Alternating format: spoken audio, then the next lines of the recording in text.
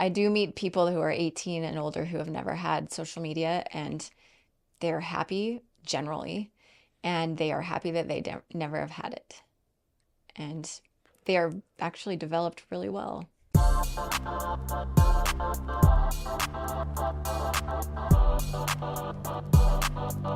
Nurse Kelli, how are you? I'm doing well. How are you doing? I'm doing super well. Thank you for coming in. This is round 2 on the ranch for you.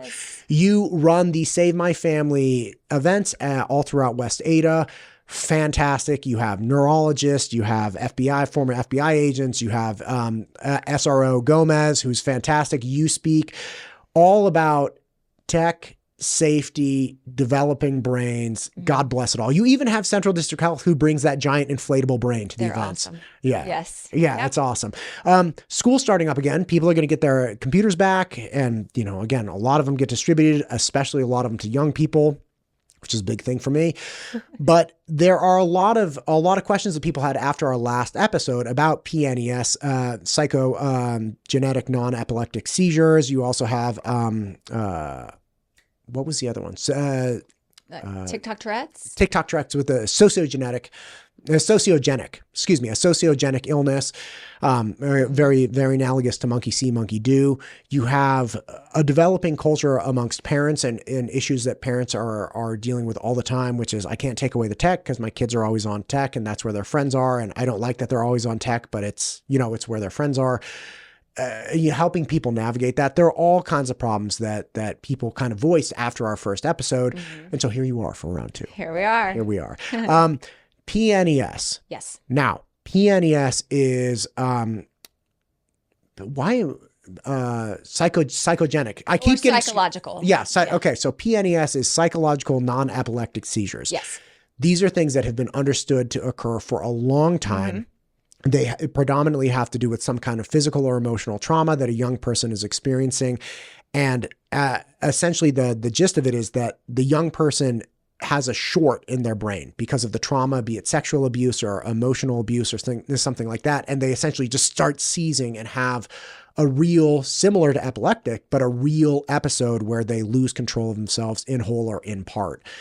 Yes. This is something that has now started developing from people without a history of trauma, without a history of physical or emotional abuse, but it's coming from excessive use of social media. Is that correct? That is correct. Yes. Great. And I want to just say the difference between epileptic seizures and PNES is that there is a neurological origin in epileptic seizures.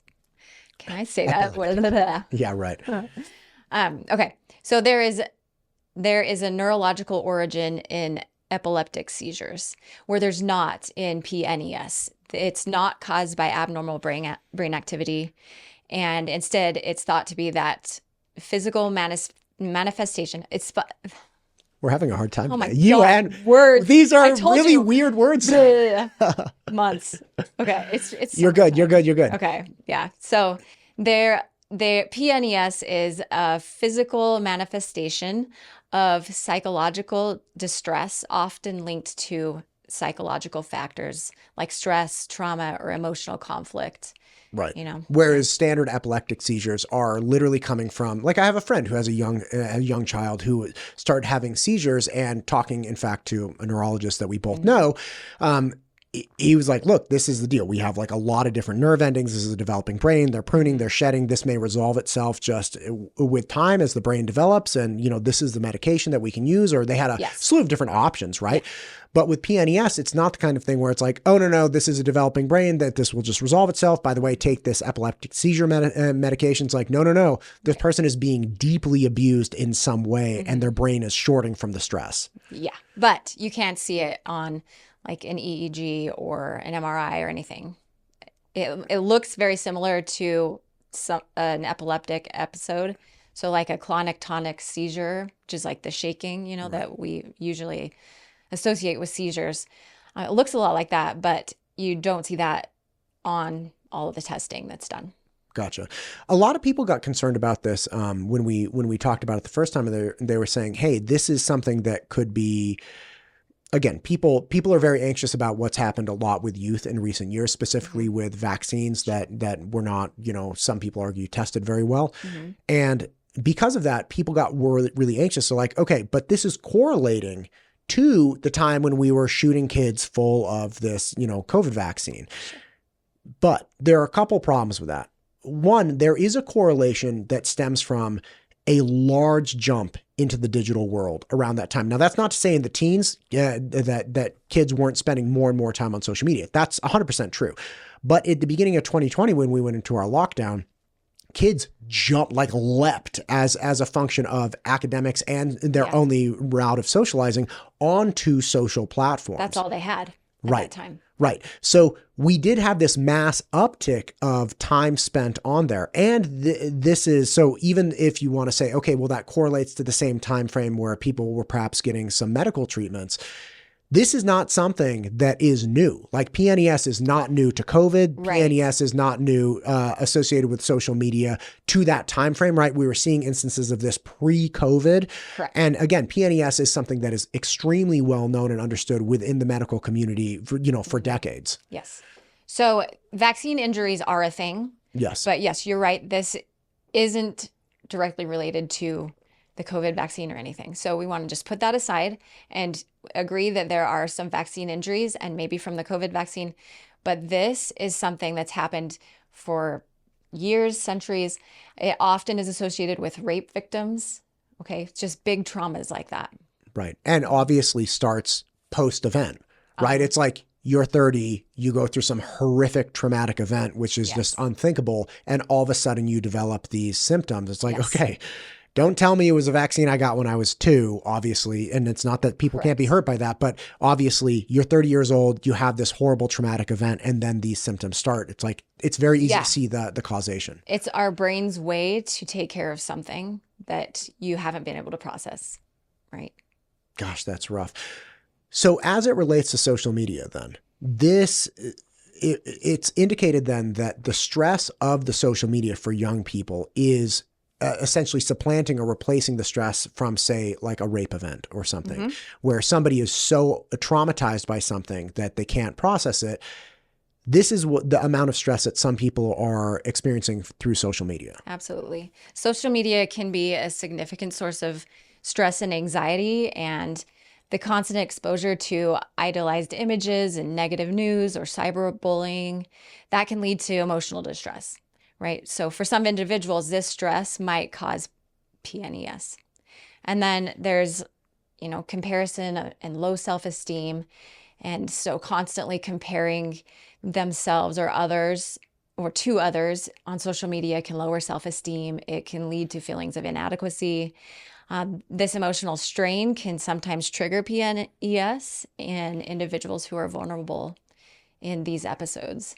There's a gal on Instagram, and she may be on TikTok as well, but I just mess around on Instagram. But it's called Scrolling to Death. So it's scrolling and then the number 2 and death. Yeah. And there are plenty, like an unlimited number essentially of recorded cases of a 12 or 13-year-old girl in particular, because they have a large degree of social comparison, becoming suicidal, taking action on it, sometimes successful, because their feelings of inadequacy, especially stemming from social comparisons on social media, are just astronomical. Like you've never had a mechanism to compare yourself in a negative way, or for people to present false aspects of themselves, right? Like the filters in particular, it's like, okay, but that's not even a real person. Like her eyeballs are slightly bigger. There are all these weird filters that kind of make people like anime style characters that people think are more attractive or something. And it's impossible for us to even compare up to those in real life. Yeah, it is. It can be traumatic for a lot of kids. Right. And when they are exposed to videos and pictures like that, it can trigger psychological distress that leads to PNES. Right. Okay. Exposed to pictures and videos. Now, it's not just anxieties and traumas that we get when you expose people to things for a long time. Sociogenic illnesses. And you can see this very, very easily if you just, and sociogenic illnesses are things that you get you develop this illness by socializing with other people, right? And so one person doing something or experiencing something would lead other people to act or experience the same thing. And these go back hundreds and hundreds of years. You had Harvard actually had a very good article about it recently, talking about like the instantaneous, spontaneous dancing, illness from, I think it was like Victorian England. And like, there are all kinds of odd things like this. In a very contemporary manner, you can just look at yawning. You're in a large lecture hall, you're in a group of people, somebody even just starts talking about yawning or yawns themselves, and other people have the compulsion to start yawning, right? That's a really simple thing that most people are like, oh yeah, that happens. But it happens now off of social media stimulus that can be really crazy. Enter TikTok Tourettes, right? Help me understand TikTok Tourettes. Okay. Let me just grab it really quick. By the way, I mentioned TikTok Tourettes about 6 months ago to a buddy of mine. And I was like, look, the sociogenic issue is really significant. And this is a really quick example of it. And he instantly was like, oh yeah, I watched that girl with my daughter. I'm like, stop watching her. Stop watching her right now. Because there are these really, really famous social media influencers that are spreading TikTok Tourettes. Yeah. So, I was in Salem, Massachusetts last year at Halloween time, and we did the witch museum or whatever. And it was kind of the same thing, sans social media, where one person decided they were going to like call everybody a witch. And then they started having these like out of body experiences and all this stuff. Like I would almost say like TikTok Tourette's kind of stuff. And then the next person would, and finally this group of all of these girls were doing the same thing. And man, it's crazy because again, teenage girls. Yeah. Right. Not that like it just, there's a very high degree of social susceptibility within that population that spans decades and centuries, right? Like Salem witch trials, a perfect example of it. Yeah. God, isn't that wild? It was wild. I remember like, oh my gosh. seeing The Crucible. I remember reading that book and it was like, dude, so I remember seeing the movie. I was playing with one of my sons just yesterday and he was doing the hand thing. And there's a scene in that movie where somebody's in jail. She's going to be stoned to death. She was accused of being a witch. And somebody's like, why don't you just say that you're a witch and like survive? She's like, it's the same side, but opposite. And she was doing this with her hands. Like, so wild that you brought that up. Yeah. But yeah, horrifying to imagine that, they may have even believed it.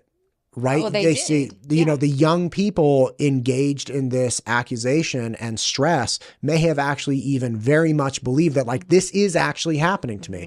Obviously, the end of that came when wasn't it that they accused like one of the judge's wives of being a witch or something? There was our magistrate or something. There was some like they worked their way up of accusations to somebody of real consequence. And he was like, I'm squashing this full stop. You guys are crazy. Get the hell out of here.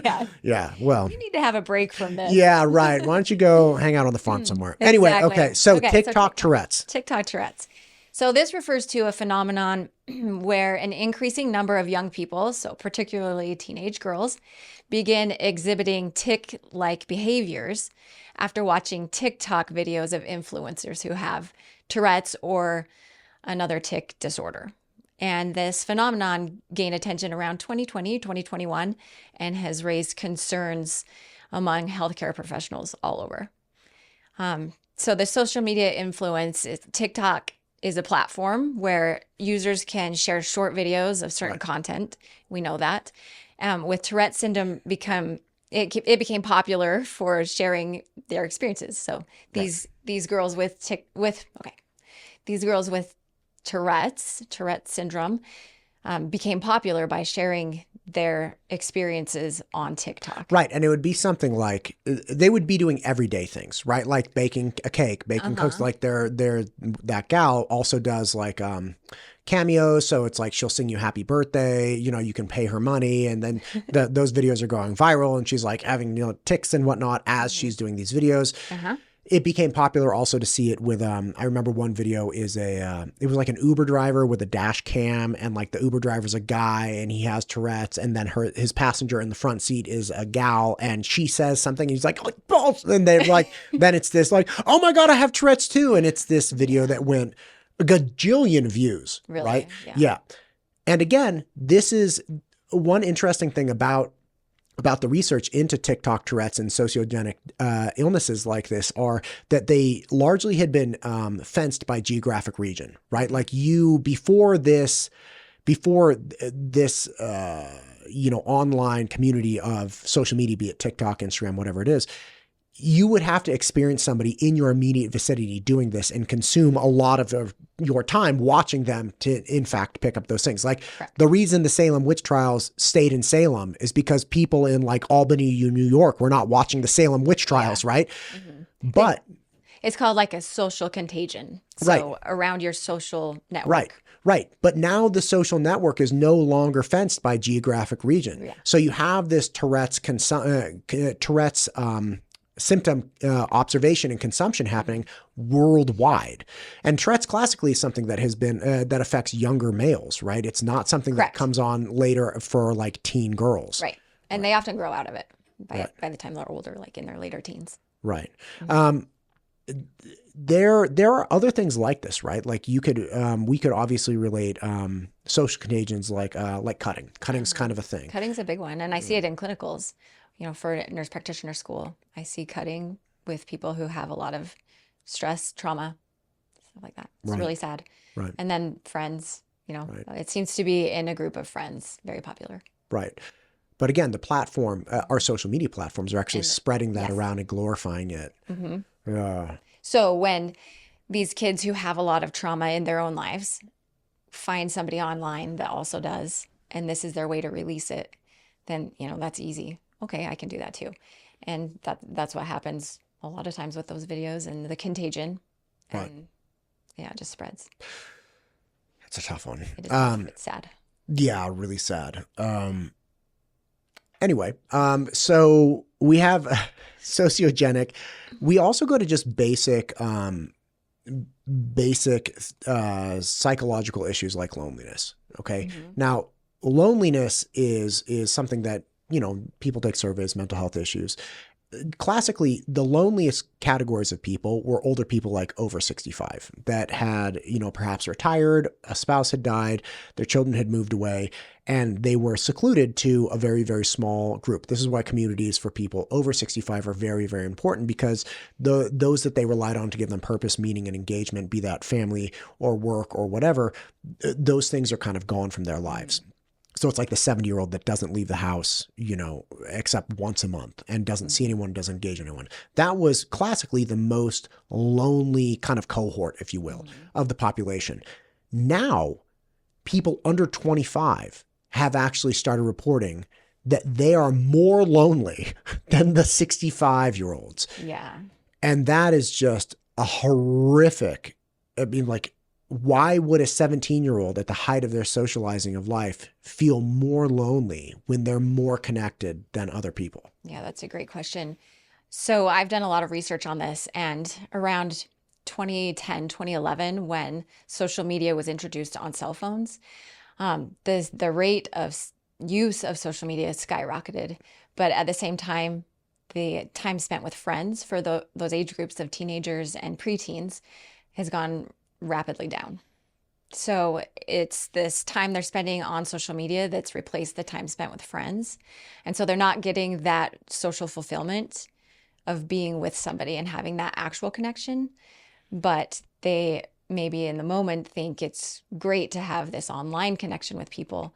Although being online brings a lot of problems. We all know that. And it could bring a lot of anonymity, and it's easy to cyberbully that way and stuff. So that's where kids are going and losing out on real friends. Right. And another question that really comes up that I think people really need to struggle with is like connection with people is not, connection is a funny word. Like, what does that word mean, right? You're connected to 1,000 people, or like I'm theoretically connected to like 9,200 people on Instagram. Okay. Because I have quote followers, right? Whatever the hell that means. I actually crossed the 5,000 mark on subs of YouTube. Like YouTube is the hardest one to get subs on. Anyway. Good job. Yeah. Thank you. I appreciate that. It's been a long time.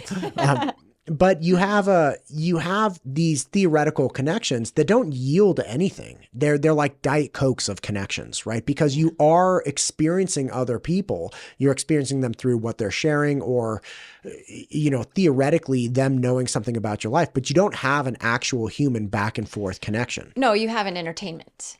Right. And a lot of times that entertainment's not going to really bring fulfillment. There are some situations, and maybe even with that 65-year-old person who's losing friends through passing away, that they have an online friend that they actually connect with, kind of. But that's not what we're seeing in the kids. They're getting their entertainment. It's not bringing fulfillment, and they're losing that fulfillment with actual people that could be their friends if they would all be together a little bit more. One of the biggest criticisms, or not criticisms, but problems that a lot of parents report that I've spoken with, and I'm sure you have as well, is that they're like, listen, I can't take this tech away from my kids because this is where my kids' friends are. Yeah. Right. This is a real problem, because it's not the parents are wrong, right? They're saying, hey, this is where my kid reports he or she gets all of their social interaction, or most of their social interactions. We even found this with one of my nephews who didn't have a phone. And then he didn't have an iPhone when he finally got one when he was like 14 or 15. And he was getting left out of group texts because he didn't have an iPhone, and it was like showing up green, and people didn't like that. Right. Like my kids too. Yes. Right. Like I have real friends who are like left out of these like jujitsu group texts. Like these are like men that I'm the closest people. And it's like, no, we can't invite Jeff. No, they get made fun of for the green bubbles. He's got an Android. What a loser. Right. It's like, right. I mean, I sort of feel that, but right. No, and then if somebody likes something, it's like it's a train wreck, right? Anyway, so you have this problem where people are saying, hey, I can't take this device away, even though my kid is getting more lonely. My kid is feeling more distressed. I'm seeing these problems, emotional problems in their life, but I can't take this away because this is where the friends are. Mm-hmm. But the solution to that is to provide, at least in my mind and speaking with professionals, the solution is obviously to provide, not just to take the phone away, but to immediately replace that with a viable alternative in life. Yeah, that's a great choice. Yes. Right. So for us, we've chosen to do piano lessons, and that takes up a lot of their time. So they have to practice every day. They have to go to piano lessons, and that is a good 30 minutes each day where they're not on a phone or watching TV or whatever. And my kids don't have smartphones, but that's what you have to do. You have to replace it with something else. Right. It could be games. If you want to play games with them or whatever, it could be time with a parent. Oh my gosh. It'd be great. Idaho-opoly. I've learned a lot about Idaho by playing Idaho-opoly. Yeah. I bet you have. Yeah. But you can have, one of the funny things in talking to some parents about this is like, listen, when I was growing up, and you read about any athlete talks about the community that they had in their chosen sport, right? And like in swimming for me, it's like if I had swimming or if I was a big soccer player, it's like all of my friends were there. And to this day, that's where I make friends. Like I've actually learned the skill of making friends, not because like, oh, I'm at a coffee shop, this person has something interesting to say. I'm actually distinctly bad at making those friends. I'm really good at making friends when we have a shared endeavor, right? Like you and I are sitting here having this conversation. We have a shared goal of expressing a certain degree of high quality information.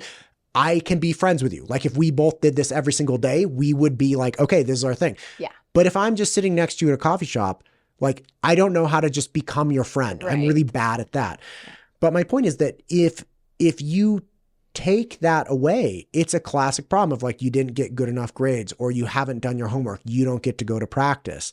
It's like, okay, but that's the friend community. And what people need to do, at least in my mind, is again, you replace this.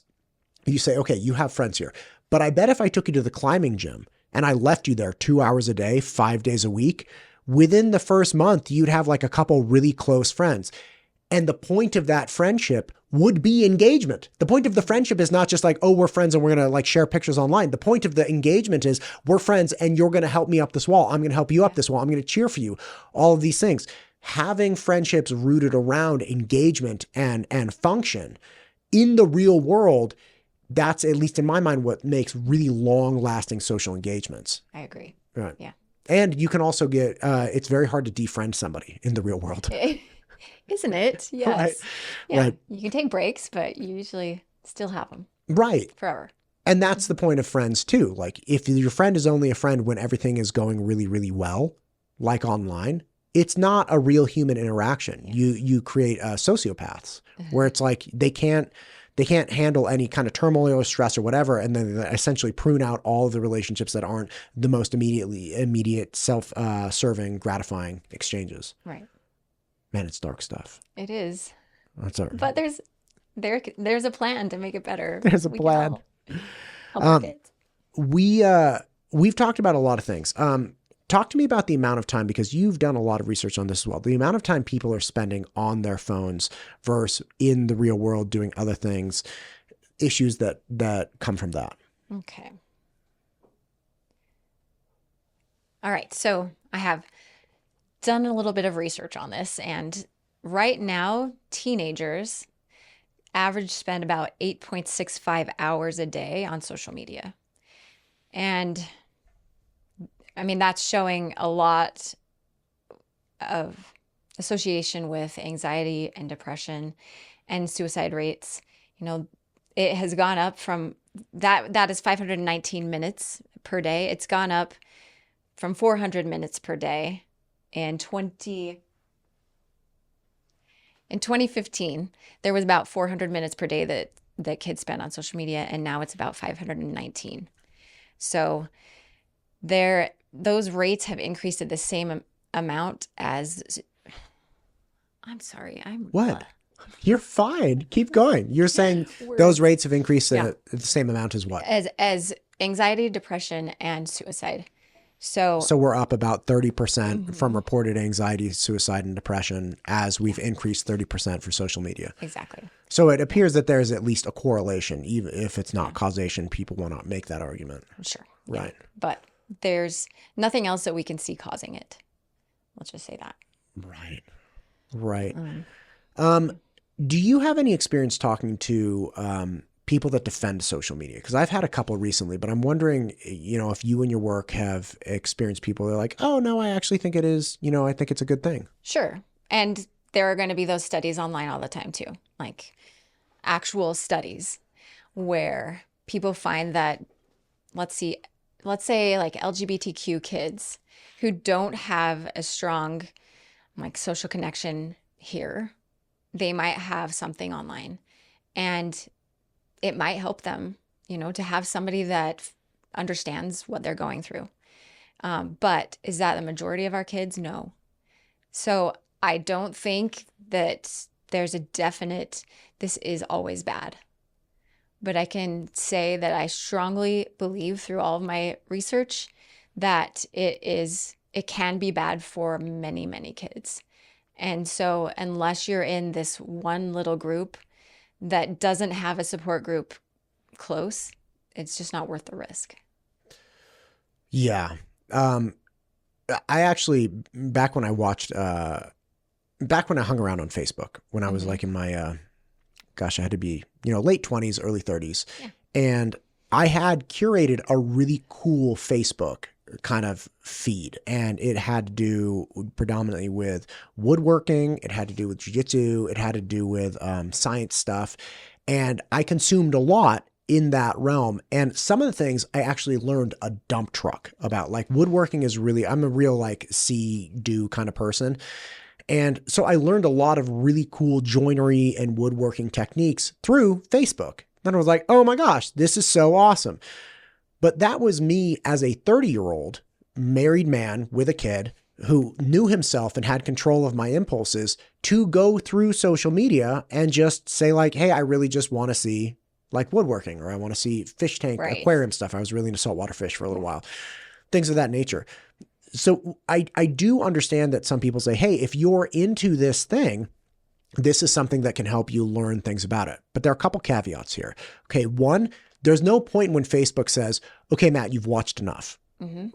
Right. So there's no point when they're like, all right, look, I've been feeding you these things.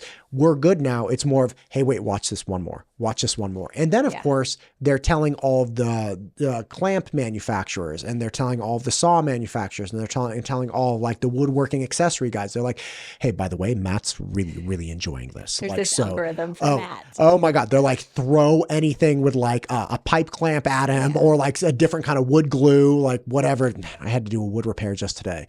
But it's like using Gorilla Glue and stuff. But like, there was no point when they were going to be looking out for my best interest. No. They wanted one more minute, no matter what happened. And they were selling me to the different companies that wanted to sell me products. It's marketing. That's what they are supposed to do to make money. Right. And again, that's best case scenario where it's, you have, a reasonably normal, psychologically stable individual who, is really curating a very specific feed. Your brain is fully developed. Right. At this point. Yeah. Right. Mm-hmm. Now, 16-year-old dudes, I can tell you, do not have that ability. They don't, no, because they are still developing their brains.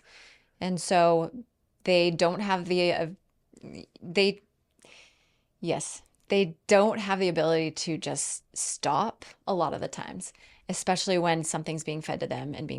And especially if it brings up emotions in them, like pornography, versus woodworking, where it's different, right? So you can go down this rabbit hole with other things where you can also with woodworking, but it's a little bit different where it can become an addiction.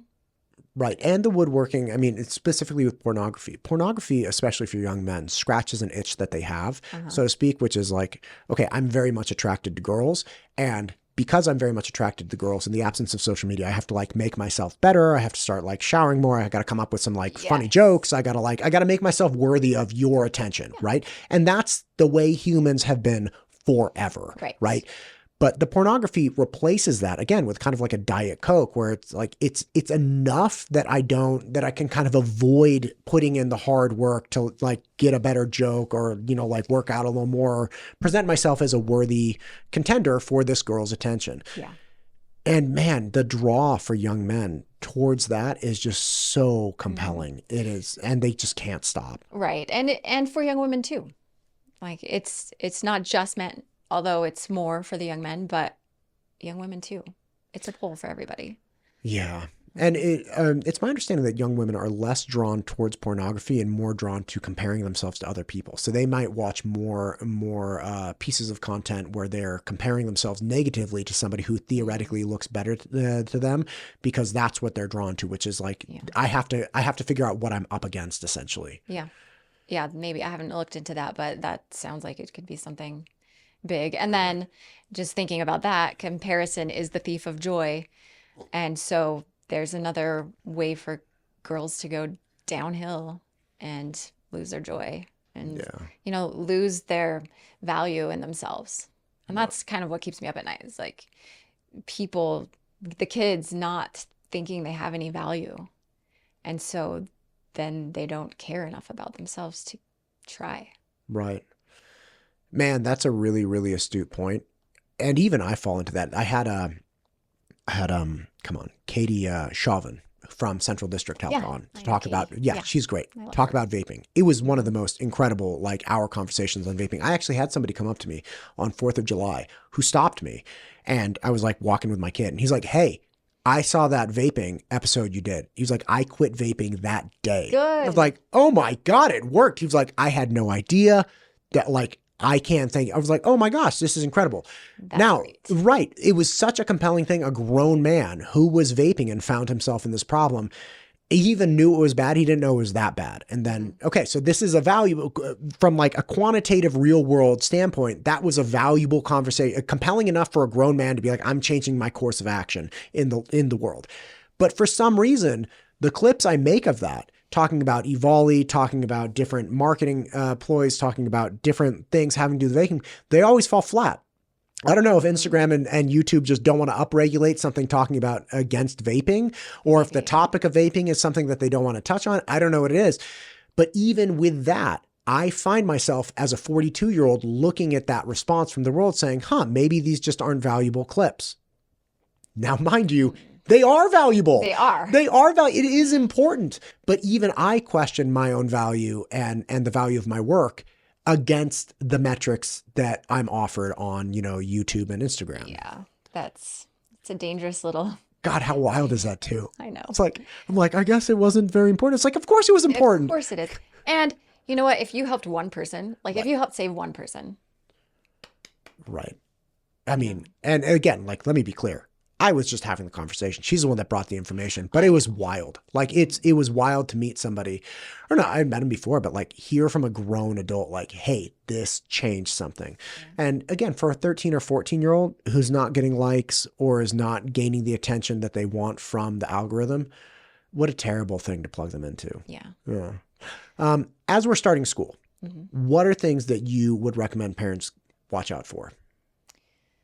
Well, the number one thing I would tell parents to think about is to wait until at least 16 to give their kids a smartphone, because giving them a smartphone gives them all this access. Even if you think they're not going to have social media and you have all of the parental controls on it, they have their little tech group at school that can help them get around that, or they can go through different things like maps, Google Maps or whatever, to get onto things. Don't give them a smartphone yet. Just wait. It's a lot easier to wait and prevent a lot of these things than it is to go back and fix them. And I know it's hard. It's hard when they ask you all the time for an iPhone, but just wait. Right. Have you ever met an 18-year-old or 20-year-old or any parent at all that has ever been like, I'm so happy I gave my kid a smartphone? Never. But I meet kids rarely, because most people finally have smartphones and social media by the time they're 18. But I do meet people who are 18 and older who have never had social media, and they're happy generally, and they are happy that they never have had it. And they are actually developed really well for the most part. Right. And look, you had people that were maladaptive pre-smartphone. Sure. Yeah. Right. So they could still lay in that category. Right. But the thing that I have a neighbor who's also a friend of mine, and she is really, she's been through it. She has 2 older daughters and she has 2 younger daughters, and they're separated by about, I think, 10 years. Okay. So she has, I think, a 20 and a 22-year-old who both went through the smartphone, cell phone, social media age before people really got it, before they really knew. Yeah. And her oldest kids are like, you cannot let my younger sisters have this. Like, first, you cannot unsee what you see off of social media. And they both had horrific experiences with it. And when she told me that, and I started talking to other people and working through it, it's like, there's nobody. I've never met anybody who's like, oh, this was a positive experience. This is constant damage control. Yeah. It is constant saving your kid from themselves. It's constant, this is taking over our lives. Yet people think it's just like this de facto, like, well, they gotta, call people. It's like, you can call people with a flip phone, son.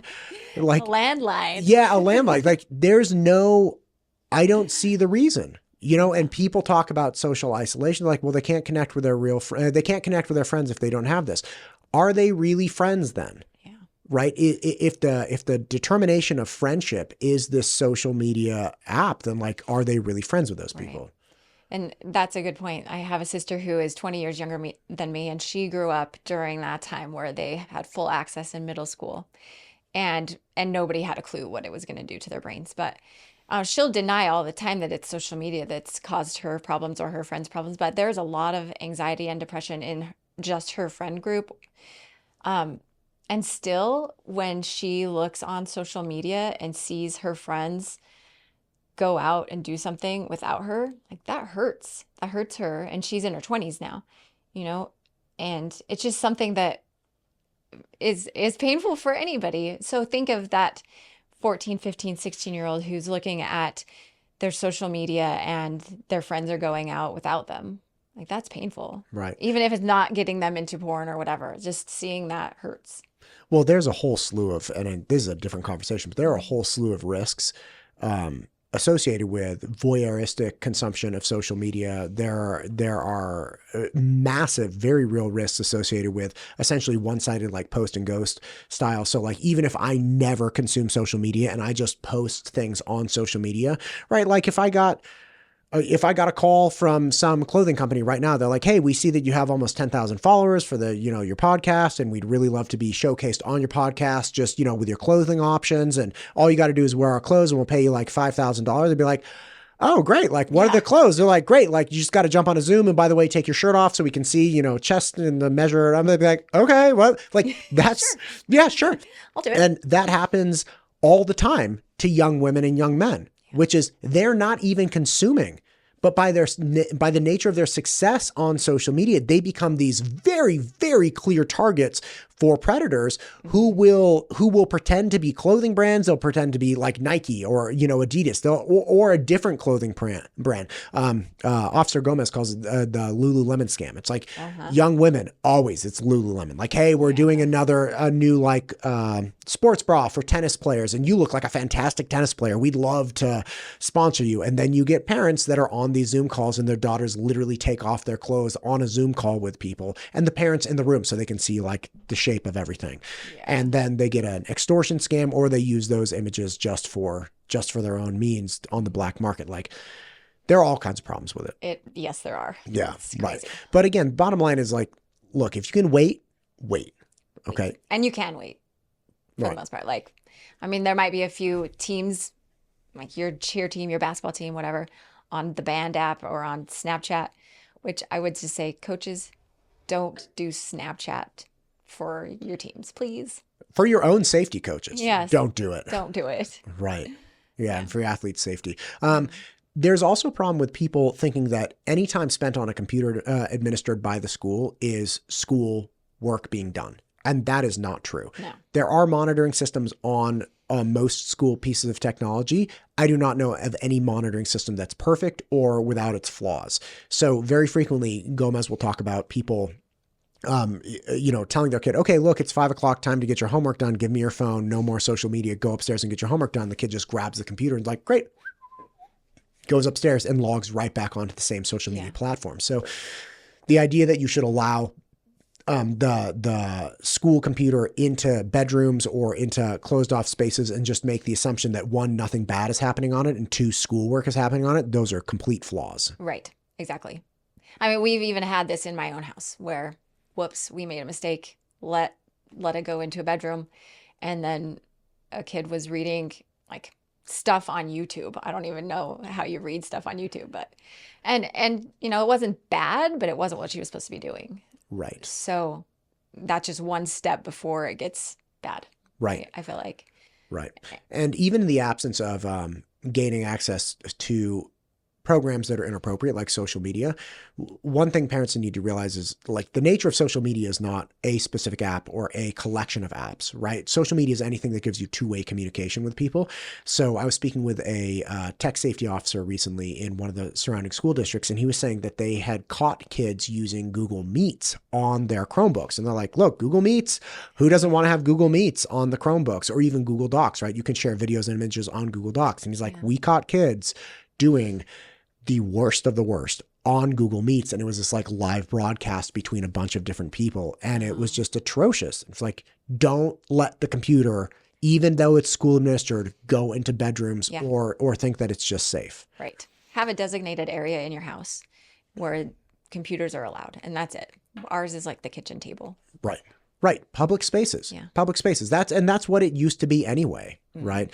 You can also kill your internet after a certain amount of time. Right. Like, and I know people get really worried about killing their internet after like 8:00. You could just set up a timer. But if you really need internet, you have it off your phone. You can hotspot to your TV. Yeah. Believe it or not, like we've run our TVs. Like if we go somewhere without internet and they have a TV, if say we wanted, I don't know, show our kids SpongeBob or something, we could get onto Netflix just by hotspotting off of our phones. Right. So if you need something like that, hotspot off the phones. Mm-hmm. Any other school specific starting things that you think parents need to know? Let's see. One thing that I think is really important is to have that social aspect of a kid's life, right? So if they're in high school and they're thinking they don't have any friends because everybody's online or whatever, their social media friends, whatever it is. There are lots and lots of clubs at high schools, and I encourage people to have their kids look into all the clubs. And a lot of them meet at lunches, so it's not like it's out of the way or whatever. But a way to make more friends is to be involved in more things. So one of my biggest things for high schoolers especially would be just to be involved in clubs. If you can do sports or if you do choir or something, be involved. That's a good one. Yeah, that's my big one. You just need collective action, Mm-hmm. right? You need collective action with teens and parents. You need communities that are designed to absorb people and engage them in real meaningful ways. And that's it, right? Yeah. Like at Eagle High School, they have a Just Serve club and another service club that I'm encouraging my daughter to be in, just to do service with people, like-minded, but also service helps people to feel happy, Right. So like if I can get you friends and happiness, it's a Right. win-win. God bless it. Awesome. Well, listen, Nurse Kelli, we've talked about a lot of things. Is there anything you want to hit here or that we forgot to touch on at the end? We did talk about video gaming, or did you want to talk more about video gaming? We've talked about so much stuff. We don't have to. Let's come back and do another one on video gaming, because this is one that, especially with the nature of video games now, like when I was growing up, video games were like really one-off kind of things, which is like you'd purchase, you were engaged, and it was over, right? And there was also the negative feedback loop where by and large, it was very, very hard to play with other people. Like we had these gaming nights where people had to bring over their towers and their monitors to one person's house, and we do like a network and get people in. But now that we have different forms of games, free games that run ads, the consumerism, tracking people, and feeling that like you only have friends, it's like this is kind of like a bigger, broader conversation. Yeah, right. Plus with the design of games, like the original Mario Kart was not that engaging beyond like, oh, I'm just competitive. And now the gaming is next level. A little bit more. Yeah, we'll have to come back and do another one on that. Did you just see that the country Turkey banned Roblox? God bless Turkey. Right? Right? I'm so proud of them. God, well done, man. Yeah. I think it's going to come down to this where people just take a very practical, like, hey, this is what we know, and what we know is bad. And like, we're not messing around with the tech companies or the app companies. Like, I don't care. Like, this is bad and we can't get past this. Unless you can overcome this negative aspect to our youth, you're out. Yeah. And I think people are just going to have to start coming to that. Yeah, I agree. Anyway. So a couple of things that I'd like to just mention as we go. Have family dinners. Make this time for your kids where you're together as a family and you can talk about their life and you can get to know them and they can get to know you, because parents have the number one influence on their kids. So that will be one thing I want parents always to do, as much as they can, have family dinners. And then the last thing is something that we love to do, and it's not a requirement for anybody that I talk to or whatever, but we like to pick a team that we follow throughout the year. Ours is the Green Bay Packers, and we watch games together, and we eat brats and pretzels, and it's something that brings us together, camaraderie. We can talk about how hard those players had to work to be there, and what their lives looked like to get there. And it wasn't just sitting on social media or video gaming. Right. So. Right. Board games, man. Yeah. Keeping it real with board games. Oh, yeah. Oh my gosh, man. Like, our collection is just growing. And I feel really bad because sometimes I get from like, oh, I don't have the energy to like play another board game or learn another board game. But you gotta engage on a different level with your kids. Yeah. Right. And it's more important now than ever because they have more draws on their attention. And unless we as parents intentionally start filling that and engaging their attention with other things that are better, we're never going to make it. Like, we're never going to get there. So. Yeah. Nurse Kelli, thank you for coming in today. Thank you. I appreciate you. Please come back. We'll keep the conversation going. Sounds good. All right. Okay.